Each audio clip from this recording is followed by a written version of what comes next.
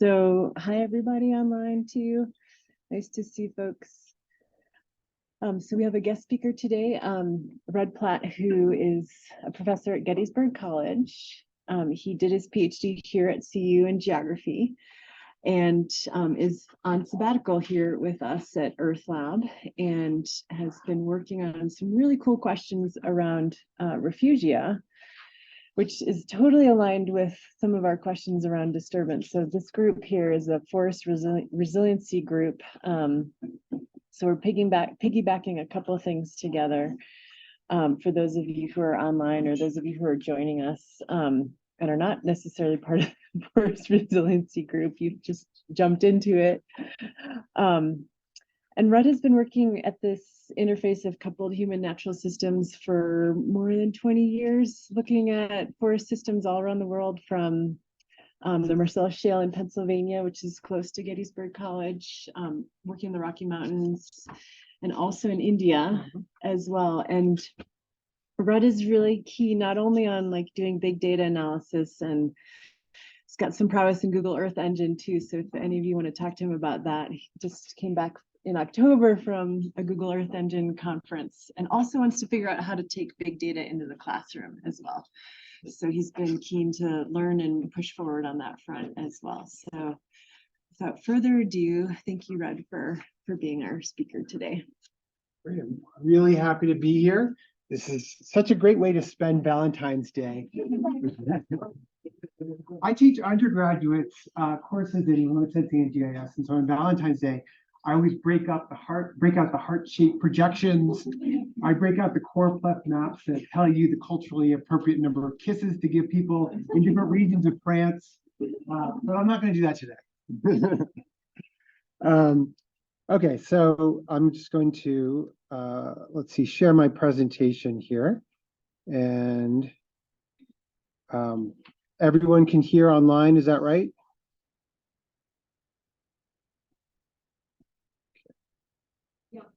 All right, we got thumbs up.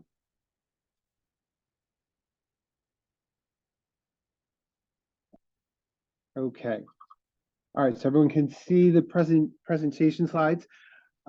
So Jennifer introduced me. I am really thrilled to be here after getting my PhD here. And in fact, we've got some people. Is Carol Westman here? Ah, Carol, okay. Yes. I took one of Carol's classes as a PhD student, so it's been a few years. We'll have to catch up. Yeah, we'll have to catch up afterwards. Ah, so do you. And Dave Theobald up in Fort Collins, who's on my committee, he's online. So very excited to have some mostly new faces, but from some familiar faces as well. And so, as Jennifer mentioned, this is I'm going to describe some research that I've been doing here at the Earth Lab in collaboration with Mike Kuntz, Jennifer Balch, and Teresa Chapman at the Nature Conservancy, who's also contributed intellectually to this, what I'm going to present today. So, as you all know, fire refugia are unburned or low severity burns within fire perimeters, and they're important for forest resilience for a number of reasons. They may provide habitat for species to survive a wildfire. They may act as a seed source, and so help with post-fire recovery and resilience. In a warming world, they can potentially forestall a state change from forest to grassland by providing maintaining legacies of previous climates. So I think this topic is really highly relevant to this group here. And I know you're coming from a variety of backgrounds, so it's really, really cool to have you here. This work has not been published. This is actually the first time it's sort of been presented publicly. So I'm really excited at the end to get your feedback and ideas and places to take this project. Yes. Okay, should be good. All right, thank you so much. All right, yay. All right. So where were we? Okay, so how do I get? Yeah.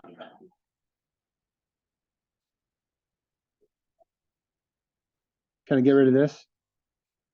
Usually, if you move your mouse off, it'll kind of. Okay, there we go. Okay, so where were we? There's been extensive research on fire extent severity in the western U.S. forests.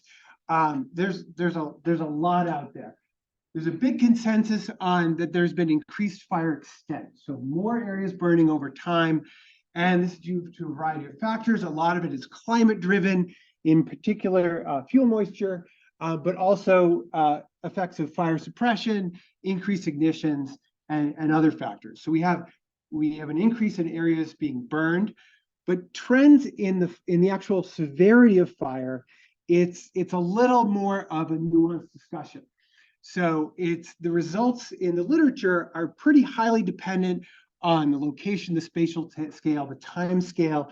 You find increases in severity in some areas, not necessarily others. So at the very least, trends in severity are much less clear than trends in fire extent. When we drill into refugia specifically, there's a great literature review from 2018, Meddens et al., which you can see here, fire refugia, what are they and why do they matter for global change? So I highly recommend this article for this group here. So this literature review, I won't go into the details of it, but it concludes with a couple of calls for research. And one of them that refugia have been widely studied, but not systematically characterized over space and time. And then drilling into specific research needs, historical range of refugia, abundance, size, and complexity across ecotypes is a need. Better understanding biophysical determinants, especially with persistent refugia, and climate change impacts on the trajectories and characteristics of refugia. So in this research, I'm not kind of tackling all of these, but they all inform what I'm trying to do. I'm trying to characterize refugia and change in refugia on a much wider temporal and spatial scale than what's been done previously. So my research questions, basically how have fire refugia changed? And I'm going to focus in on two main time periods, kind of pre-2000 and post-2000. And this cutoff was chosen for a reason. There's been some research here at the Earth Lab, Iglesias et al., including Jennifer's paper, which suggests that that's kind of a major changing point around 2000 in terms of fire behavior and extent. Second is how are fire refugia related to fire severity, topography, and other biophysical variables. So I'm going to do these one at a time. And for research question number one, I want to start out, I thought for this group, since you're interested in data science, remote sensing, big data type of stuff, and you might be interested in some of the traditional methods for classifying refugia, and then how what we've done here is kind of improving on those traditional methods. And there may be some stuff here that will help you in some of your work. So I'm going to spend a little bit more time on methods than I normally would, and then we'll talk about some of the results. Okay, so a traditional method for identifying fire refugia is to start with some fire perimeters. Maybe you digitize them yourself. Maybe you get them from a data set, like monitoring trends in burn severity. So that's, some of you may actually raise your hand if you've used MTBS in any of your work. Okay, so maybe half of the group here. That's good to know. So MTBS polygons, manually digitized. It's created by a federally funded program, and it's about 25,000 fairly large fires. And importantly, it goes back to the beginning of the Landsat 4 and 5 era. So it's consistent relatively consistent over that long time period. So in a traditional method, you might start with some MTBS polygons. And then within these MTBS polygons, you may compute a burn index using remotely sensed imagery. And just so I can understand my audience better, How many of you use Landsat imagery in some of your work? Oh my goodness. Okay, so this is yeah. Okay, so you already know this stuff. So when you look at the near infrared and short infrared part of the spectrum, you can really pick out things like burn severity, because those parts of the spectrum are really sensitive to the types of changes that can occur when you have a burn forest. So changes to water content, chlorophyll, ash, and so on. So you can put together a spectral index. And so a traditional method would be you take a pre-fire image, you take a post-fire image, you calculate these spectral indices that are sensitive to burning, you subtract one from the other to see how they change over time, and then you actually will threshold it, right? So you might have a threshold for high severity, medium severity, all the way down to refugia, which is your sort of low to maybe not burned at all, okay? So this is sort of that traditional method. Of course, there are issues with this. If you only have one pre-fire and post-fire image, maybe there's no good images available. Maybe you're forced to choose ones that are slightly different in terms of seasonality. Maybe they're contaminated by clouds. Maybe there's some other problems. And in addition, and I'm sorry that that's the Zoom stuff is still up there for some reason. In addition, the thresholds that are used can vary widely depending on how you define refugia, and then just study to study, they could vary widely. So if you take, for example, Meddens et al. 2016, so this is a study of refugia, and Meddens classifies refugia as just unburned, a totally unburned area, and chooses a burn index change threshold of a particular number. And if you apply that threshold to, say, the Hayman fire of 2002, I'm just using this one just because it's a local example, you get an area, if this orange area is basically the areas that are non-refugia, and the green is refugia. And so under this threshold, you find that the Hayman fire has actually very little refugia, just tiny little pieces. It's mostly non-refugia, right? But if you pick other thresholds, or if your definition of refugia is slightly different, you're actually going to get a little different outcome. So here's just two examples of where refugia is not just unburned areas, but it's unburned and plus low severity fire that does not really alter the dominant vegetation. Where if you're a forest ecologist, maybe that's what you care about. Really, you don't really care if there was a fire or not per se. You care whether there's a fire that's big enough to really alter the dominant vegetation. So Colden et al. 2015 kind of takes that definition of refugia, has a different threshold for refugia, and if you apply that threshold, you're going to get a pretty different message about where refugia are. Similarly, if you use the MTBS fire severity data, and by the way, I don't suggest you do this if you're making comparisons over big areas, because they use different thresholds for every single fire. And so they're not really designed for really broad comparisons from fire to fire. But if you did sort of just use the thresholds from the Hayman fire, you'd get something like that. Okay, so the threshold, your definition of refugia is important. The threshold you choose is important. And some, like MTBS, actually choose like a per fire threshold for severity. Okay, so that's traditional methods. And now how am I classifying refugia here? So first of all, I'm taking more of the second definition that includes some low severity fire. It's not just exclusively areas that haven't burned. And as Jennifer mentioned, yes. I don't know. I mean, I don't want to. I think I know how to do it. Okay, if you know how to do it, that's great. But I don't want to. Okay, we'll give it one try, and then hide video panel. Everybody agree? Okay. Control.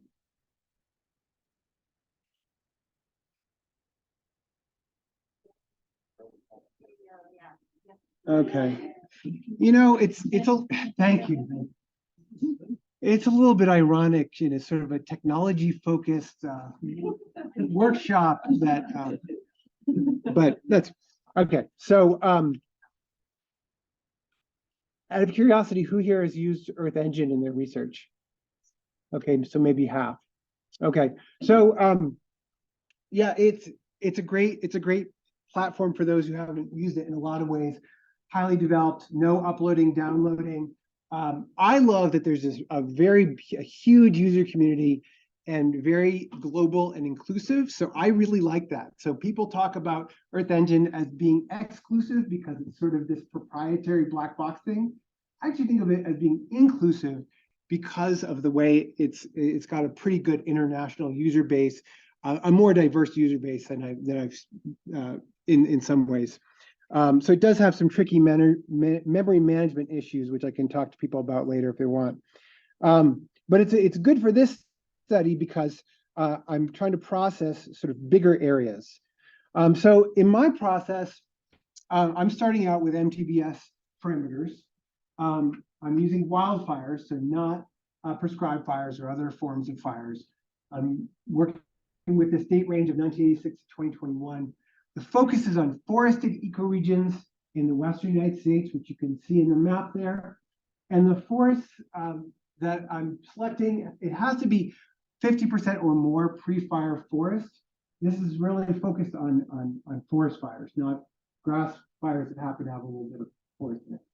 So there's about 3,000 fires that are in this study across these 16 ecoregions. And so the process is then to identify the forest areas within each perimeter, 1 year prior to the fire. So there's the LCMS data product, which is produced annually. So in Earth Engine, you can take a perimeter and grab the forest from the year before the fire happened. And so this part of the process, if you look here, this is the Waldo Canyon fire. So these purple areas are all the stuff I'm ignoring. So that's non-forest. It's also some of the area along the edge, because some of these polygons do have little errors in how they're digitized. And there's sort of edge effects. So I'm focused on the green areas here, which were the areas that were forested prior to the fire. So multiply that times the 3,000 fires. And so then in the next part, so one thing that makes a study distinctive is just sort of more fires over a greater range of ecoregions. Another is that it's not the before and after imagery. So I'm using creating composite images for each perimeter. And for those of you who haven't done this, it's kind of a light bulb moment that we don't need to be working with individual images really, and probably shouldn't be in most cases. How the process works is for every single one of the 3,000 fires, I grab all of the Landsat imagery from a year before the fire in the growing season, and then a year after the fire in the growing season. And basically, you can see in the animation here, each one of these images has has some problems. You might have scanline corrector problems for Landsat 7. You might have, you've got clouds. You might even have images from 2 different path rows, and you're sort of interested in it, working with it all together. And so by putting it all together, masking out the stuff you don't need or want, or the no data, and then calculating the mean, this is bolded, by the way, you get a really nice, consistent image without the gaps and problems, basically. So do this for all, and it characterizes that whole growing season rather than just like a particular day within that growing season. So from this, you can then go back to the more traditional method. So calculate burn severity. And then in this case, in this study, I'm taking RBR, which is a satellite-based burn index, and then using the Parks et al. 2019 method to estimate CBI, which is a field-based measure of fire severity. And so in Parks 2019, basically had a large amount of data collected in the field at various sites in many different ecoregions, and calibrated a model that primarily used burn severity, but also things like latitude and climatic water deficit, some other things, to calculate CBI. And I'll come back to why this is important.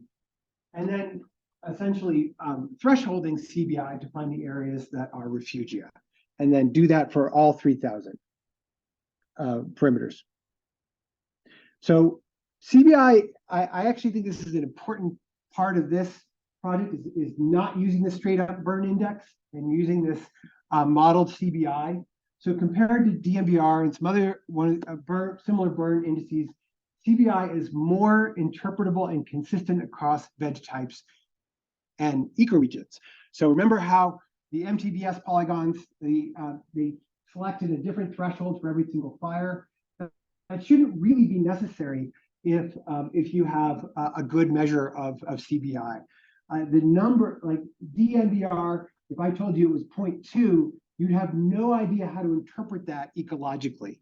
But if you give a number, a CBI, it actually has an ecological interpretation in terms of the impacts on the ground.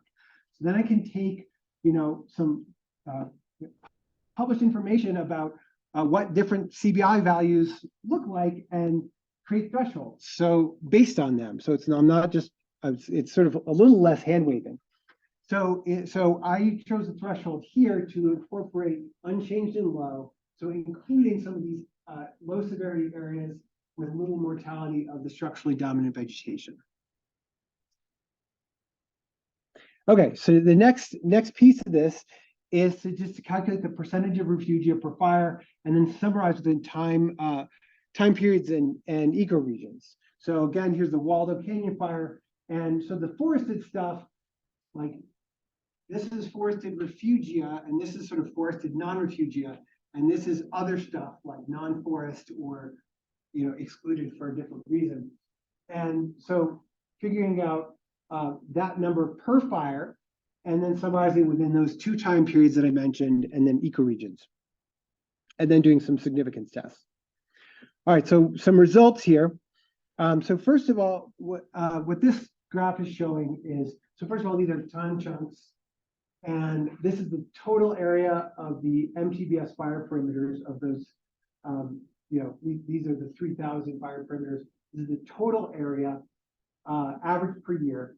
And so how this breaks down is, like, for this most recent time period, this is the total area of forest non-refugia. This is the total area of forest refugia, and then there's some other stuff like non-forest and unvegetated and no data. And so, consistent with other studies, there's a big increase in the amount of burned area. And the forest refugia, which is sort of this green area, especially in the more recent time periods, has increased, but so is the non-refugia, right? It's both grown. And it at least appears that it's sort of grown roughly proportionally.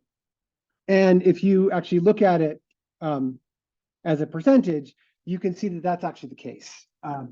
So if we look over time, again, this is forest non-refugia. This is now as a percentage of the total area. Forest non-refugia, forest refugia, and the other stuff. It bobs up and down, but there's no clear trend if we're looking at it overall. Okay. In terms of significance tests here, so this is comparing just the pre and post 2000 periods. And so we have Chris Cole-Wallace test, so non-parametric ANOVA. And if you look at, like, the total refugia area per fire, the yellow ones are significant. That's increasing. Maximum refugia patch size per fire, that's increasing. Number of refugia patches per fire, that's increasing. But if you normalize it, so you have your percent refugia within perimeter, you have refugia average patch size, refugia patch density, those are not changing. So essentially, all these things are kind of increasing in proportion to the increasing fire perimeters. Okay, now we can drill into this kind of at the ecoregion level. So I'll show you a bunch of slides that have a map on one side and a figure on the other. And I apologize if this is not coming out very well. Basically, well, I'll start on the map side. This is the percent refugia by ecoregion for the whole time period. So 1986 to 2021. And so the lighter is actually the higher refugia, the darker is sort of the lower percent refugia. And this is, I guess this is sort of optional. This is showing those 16 ecoregions, but sorted from most refugia to least. Okay, so you have Arizona, New Mexico is with the highest percent refugia overall, all the way down to like the Wasatch Range in the Canadian Rockies. Okay, so this might be what you expect based on the fire regimes of these areas. And fire behavior that would be characteristic of these areas. So when we look at now change, now remember, overall there wasn't any significant change. The change that was there was not statistically significant. If you look at individual ecoregions, the story is a little bit different. There actually are ecoregions that do have a significant change in percent refugia. And the one that really pops out is Arizona and New Mexico, which had, that ecoregion had a sizable increase in percent refugia pre and post 2000. You also have, Idaho, you have a decrease in refugia. Southern Rockies you do too, but it's not statistically significant. The stars here, by the way, indicate the statistically significant change. So some of the change you see is not statistically significant.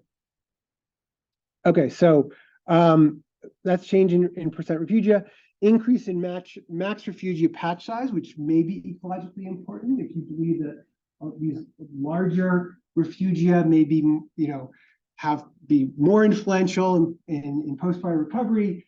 And actually there we did see that sort of overall increase in max refugia size per fire. And that's really driven by particular areas. So if we look at Cascades and Arizona, New Mexico, some other places, particularly in the Pacific Northwest, we do see that significant increase in pack size at the ecoregion level. Okay, so this is key results from the first research question. Total area refugia, the number of refugia are increasing on a per fire basis, but percentage-wise, it's not changing overall, but we do see a little bit more nuance in specific ecoregions. In particular, Arizona and New Mexico really seems to pop out.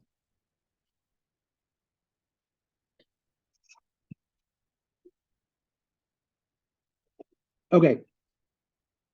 So research question number 2 now. How are fire refugia related to fire severity, topography, and other biophysical factors? So I will add a few additional methods, and then we'll talk about the results of that. So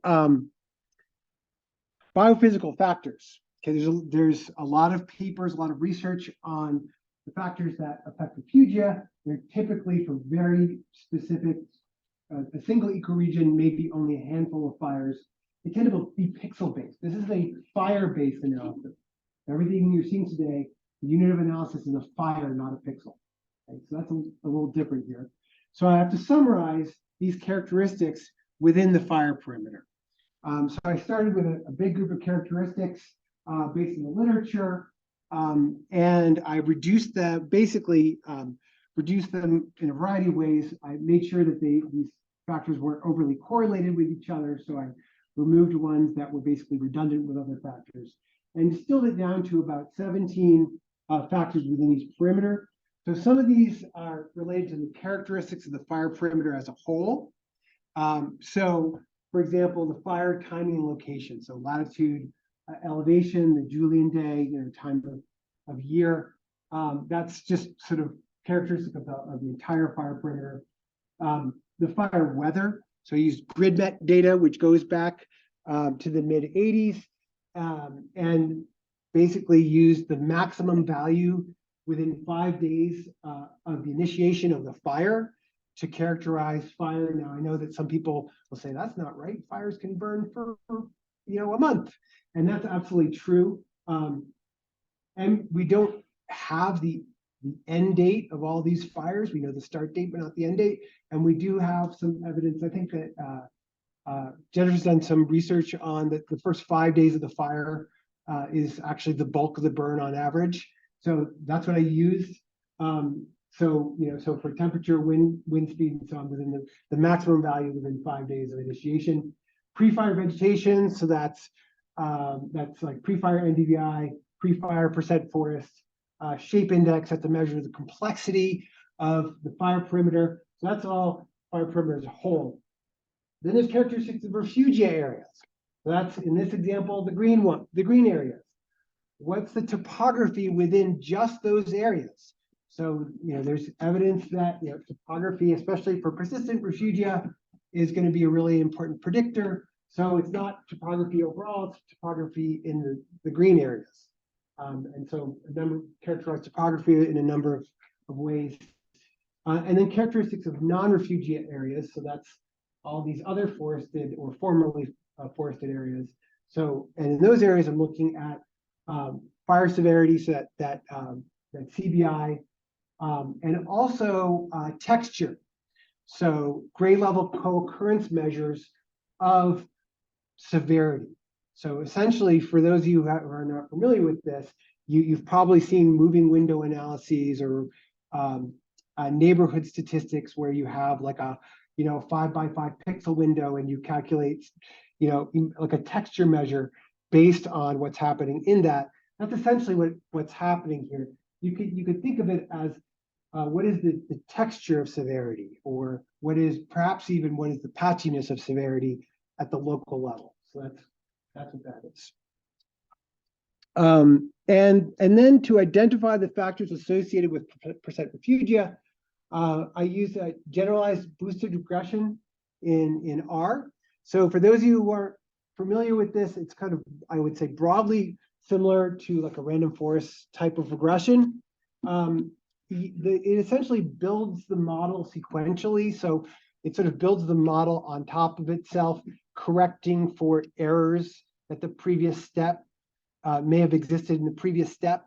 So I think I kind of like this GIF, which I stole off the internet, which basically kind of shows you how this operates, just kind of conceptually. That if there's some sort of function that you want to identify, it's an iterative process for gradually building the model, sequentially, so it sort of better fits that function. So it can potentially capture more complex patterns in the data and give more accurate results if properly tuned. And I won't go into the tuning aspect of it. Okay, so how are fire refugia related to fire severity, topography, and other biophysical factors? Let's look at some results. So here, this is showing importance of different variables for explaining percent refugia at the fire level.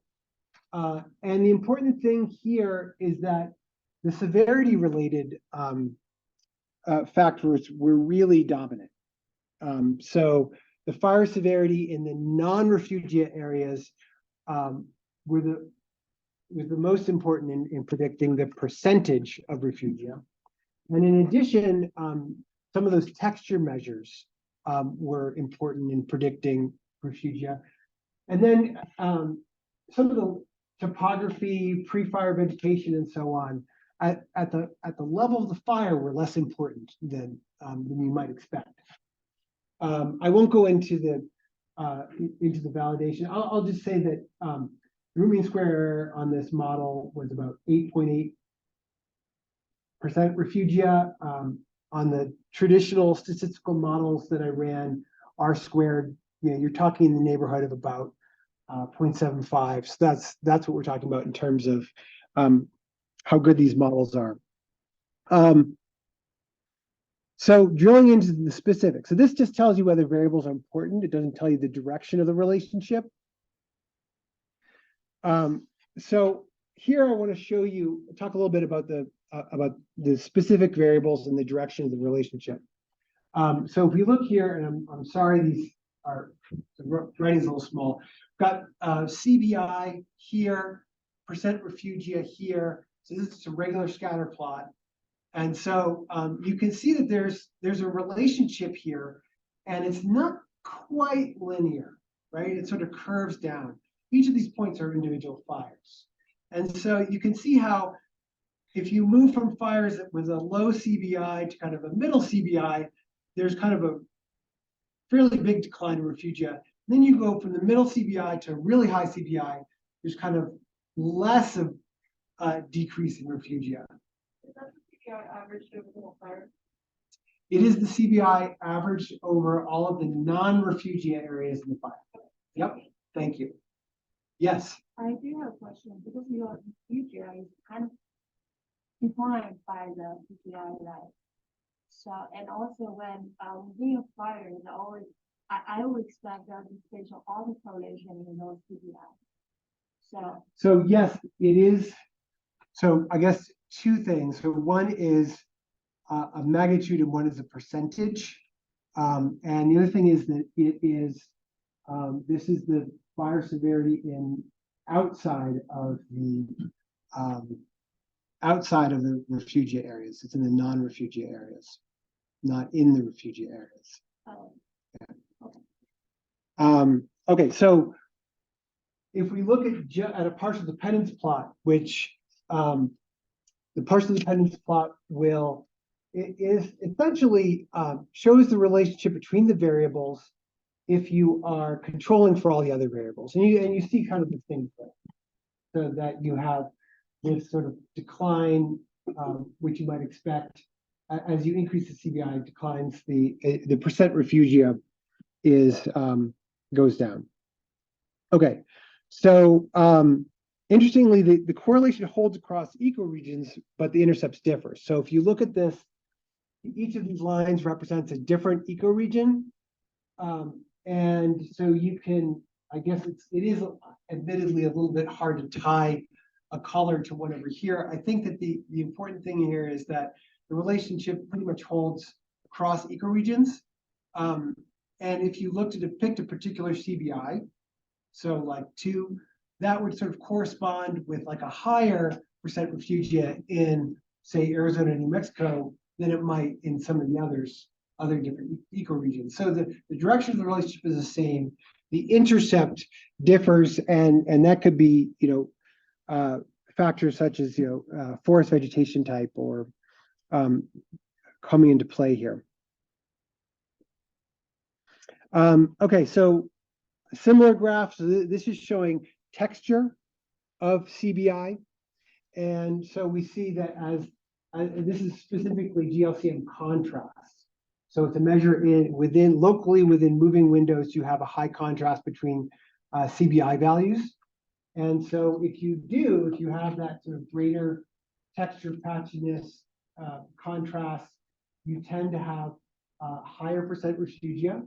And that's true even controlling for other variables. So controlling for something like severity, the patchier fires would result in a higher percent refugia. And again, this has kind of a similar, the correlation holds across the ecoregions, but the intercepts differ somewhat. So we see that same trend again. Okay, so percent refugia is strongly associated with fire severity, so both the mean and the texture. The relationships hold across ecoregions, but the intercepts change.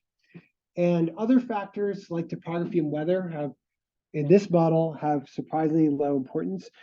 There's a number of possibilities for why that's the case. Could be that because this is really focused on the level of the fire rather than the pixel level, that there's a scale issue, and it's really sort of, when you look at the fire level, it's sort of more stochastic. If you looked at the pixel level, then topography really plays a role. Yeah. Because you've already gotten the severity, that's fine. Absolutely. Yeah. Yes, absolutely. Interested, but I did get rid of the highly correlated variables. So at least at the fire level, the topography and the average severity, there's some correlation there, but it's perhaps not as much as you'd think. Can you present, Yes. to your weather? Yep. variables? You had some dryness and then you had wind also? Wind, temperature, relative humidity, and then there's a fire danger index. Okay. I'm curious how well, so they met 4. Yeah, chunky. So how well, like how much variability is there in something like wind? Yeah. I don't know if you know the answer. Like wind, of course. So I think that fire weather is not very well characterized by GridMet, and that's why it's not showing up as important. I think that it's a combination that it is, it's the spatial correlation or spatial coarseness, 4 kilometers. It's also, you get a value each day, but you could potentially have, a time within that day that really drove the fire. So yes, and plus that I'm just looking at the first 5 days of the fire. So I don't think it characterizes it pretty well. So I wouldn't conclude from this that weather is not important. Absolutely. Yeah. Do you think like the land use change and also forest management might have influence on the percentage of the fire? Yes, definitely. And I forgot to mention that, and that's coming, but we don't have, fire suppression especially could be very important. Forest management, to at least some extent, is to the extent that forest management changes where forest is. Pre-fire forest is in the model, right? So to the extent that management changes where the forest is, if you had then it's integrated in it. But absolutely, and the problem is that there's no, to my knowledge, there aren't really good data sets to go back to the mid 80s. So that's a big issue. Okay, so and just to go back to topography, there is actually the literature is kind of mixed on the effect of topography. So there's studies that show it's really important, especially at the pixel level for refugia, but studies that show it's not very important if you have really high fire severity. And then there's also just cases where it just, I ran to several papers where people were like, topography is not as important as I thought. And so that's kind of where this is coming. Okay, so some discussion. Yes. Is fire disturbance or just fire history in No, so fire only insofar as that disturbance affects forest cover. So, if you have a disturbance that changes, so the forest is calculated dynamically from year to year. So to the extent that the disturbance changes where forest is, then in some way it's integrated in the model. It's not explicit. So we don't have sort of explicitly like there was insects outbreak here and management over here. It's not done in that explicit manner. Yep. Okay, so why do we, yes.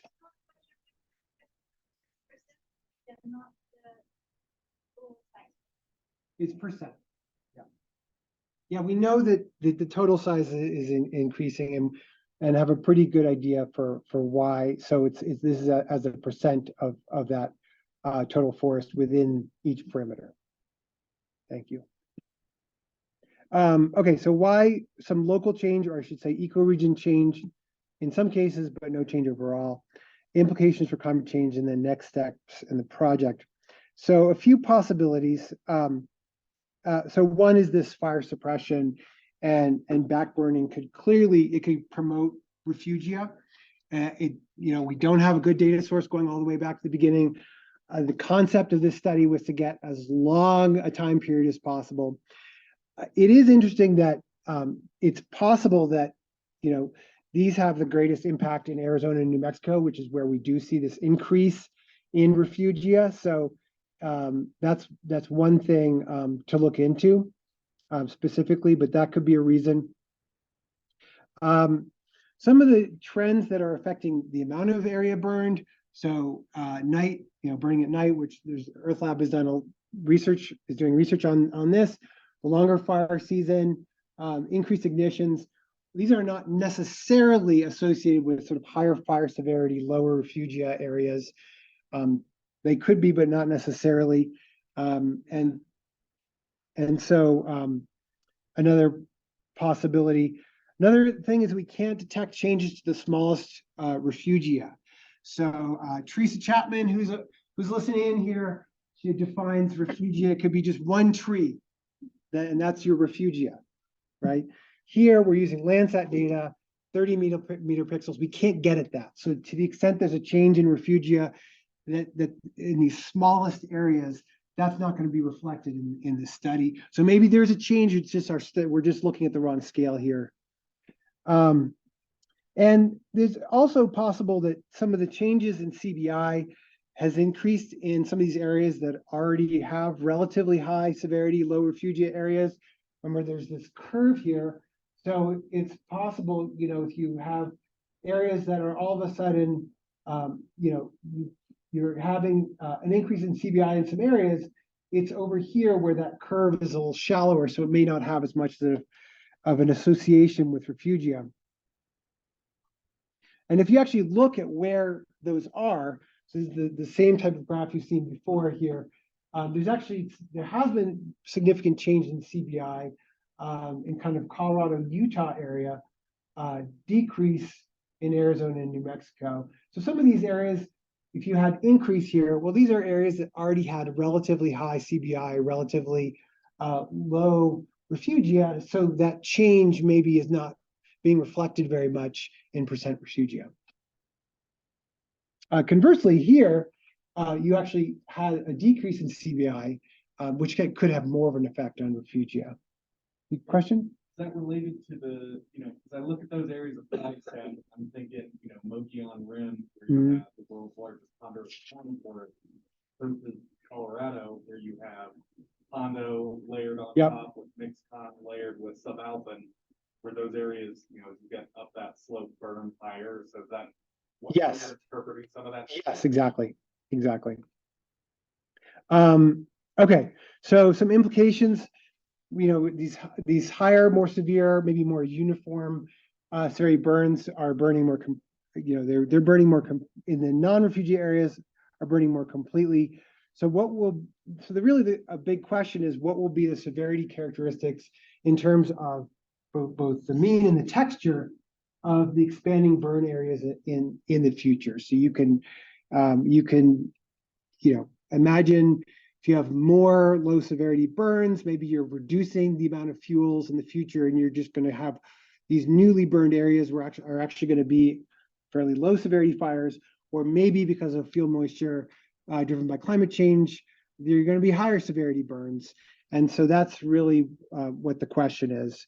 I will say that we did identify a few trends, which I'll show you in a second, that seem like they could be climate-driven trends that are so far not clearly associated with refugia, but it's possible that will change.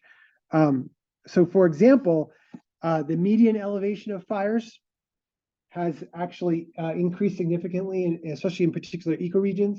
So, if you look at Colorado, Utah, Sierras, the median elevation of fires has increased pre-2000 versus post-2000. I would think that would be associated with higher fire severity, lower refugia. Has not clearly connected to changes in refugia, but a trend like this, if it continued, maybe at some point it would be. Live fuel. Similar story, but different areas. There's actually been, especially in some areas of ecoregions that are served in the Pacific Northwest, increase in free fire NDVI over time.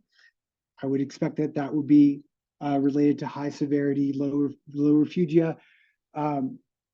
Decrease in free fire NDVI actually in Arizona and New Mexico. So again, so far, no clear connection to percent refugia. Under climate change, maybe so, under increasing climate change. And the third one, fire danger index. And again, this is from the GridMet data. There's particular areas where you have a significant increase in the fire danger index between the pre-2000 and post-2000. And one would associate that typically with higher severity, perhaps lower refugia fires. Didn't seem clearly associated, but under continuing climate change, perhaps. Okay, so some next steps with this. So first of all, role of forest type. So this is just, there's not good temporal data on forest type. There's ways I think to get at this. So I would like to explicitly integrate forest type. Really breaking out persistent versus ephemeral refugia. You know, it's certainly possible that topography is really important for those persistent refugia that fire after fire are unburned, but that that's being sort of overwhelmed with these sort of stochastic refugia that we're seeing. Fire suppression is obviously important here. And then making some more explicit connections to management. And this is something I think this group can really help out with. So I'd love to hear your thoughts on this. So again, thanks to my institution, Gettysburg College, for funding, to the Earth Lab for support. Thanks to the Earth Engine team. Thanks to Teresa Chapman at Nature Conservancy, Mike Kuntz, Jennifer Balch at Earth Lab, Noel Gorlick, and Justin Broughton at Google. And thank you for coming today.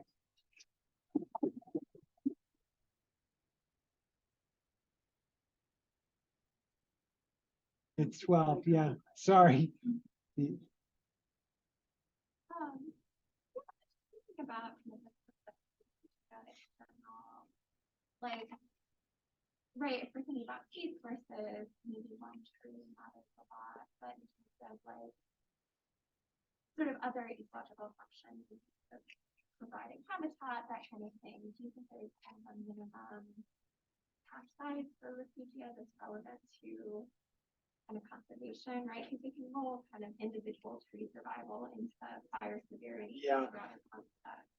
I mean, that is a great question. I mean, I just don't think that you can. I don't think that you can say like, this is the one appropriate scale that we should evaluate refugia that's going to apply broadly to all these different things that we're interested in. I do think that, you know, the scale of the Landsat pixel is pretty good and convenient in most cases, and so can help out a lot. But no, did that sort of answer your question? I don't think that there's some magic scale at which we can say this is a refugia and this is the best scale for all purposes. Yeah. Yeah. I'm just kind of thinking about distinguishing the refugia concept from fire severity. And I don't know.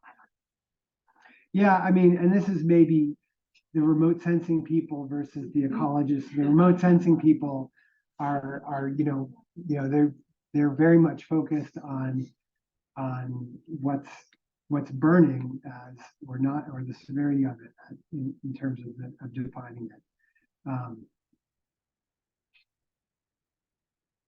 We have one question online. We'll make sure we get the.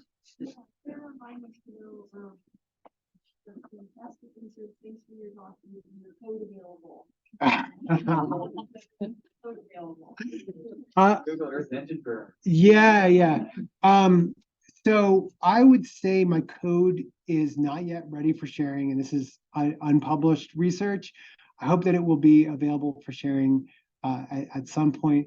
I also will say that there's some Google Earth Engine has some very real memory limitations that need to be worked around. So my code, it wouldn't necessarily be able just to be plugged into any old situation and have it function. But yes, my intention is eventually to share. Thanks. There's a couple more questions, and also you're welcome to join us for lunch too. Okay. Yeah, thanks. Okay. I have so many questions. Okay. Well, I'm curious as to if you can already characterize a fire by a CBI, and you're basically saying your refugia limit is set at what 1.24 and below. Yeah. Is there, do you think that the characterization by a CBI somewhat accomplishes that, or how do you feel like this is inherently different in sort of by calling these refugia as opposed to just sort of looking at a map saying, all right, we have these areas that burned at lower severity, so therefore what can we potentially draw about their biophysical factors? I'm curious as to that part of your thought process. So why not just call it low severity? Is that and If unburned? it's already low severity and that's the areas it's pulling out as your refugia, then Yeah, you would pick it up like to stay. Yeah. It's right. I mean, I guess there's some of this is it's sort of semantics. So yes, refugia is defined. It's areas that are either unburned or burn at a very low severity. I guess I wanted to plug it into the literature on refugia. So I'm using some of that terminology. That's one piece of it. I'm not sure if that answers your question though. I kind of get like, why would you say for each fire, give it a threshold of this was the lowest quartile of severity and that counts as refugia? Why don't you just yeah, I'm just curious about, we're calling it refugia, or we just have, this normal, this burn ratio, does that accomplish that aspect for us? I'm just like the special classification, because I'm thinking of like mixed severity fire regimes, Yeah. Where it's a huge gray area, right? Right. As, So the gray area would not be in the refugia. The gray area is going to be in the non-refugia. So hopefully I'm just getting at areas which are either totally unburned or the kind of the lowest severity fire. I mean, part of this is that it is sort of a binary classification. I'm taking sort of like, there's this whole range of values and I'm just making it binary. And I've also done that with the years. I'm really focusing on pre-2000 and post-2000. I feel like actually there's a bunch of decisions where, there's something complex and I've turned it into something binary. And I think that maybe that's just, it's such a complex system. I feel like to simplify it, to identify some sort of reasonable thresholds and then, and slice it in that way, I think makes it a little easier to interpret and to kind of approach the problem. So that's part of it as well. You tell me if we've got time for one more question from online, or should we wrap it up? You tell me. One more question. I think this one maybe won't be super long. So this question, I might have missed it, but did you account for reburns, fire severity in the model? That plus previous benefits seems what you account for, especially from a manufacturing. Yeah, so I didn't include it here. I do have, so it's not incorporated yet, but I definitely have data on overlapping fires and reburns, and it's just not kind of in what you saw here. So it's not, that piece of it is kind of the next step, I would say. So reburns and whether fires are persistent over time, and if they're characteristics of persistent refugia, that's kind of one of the next steps here. Thank you. Great. Well, thank you so much. Yeah.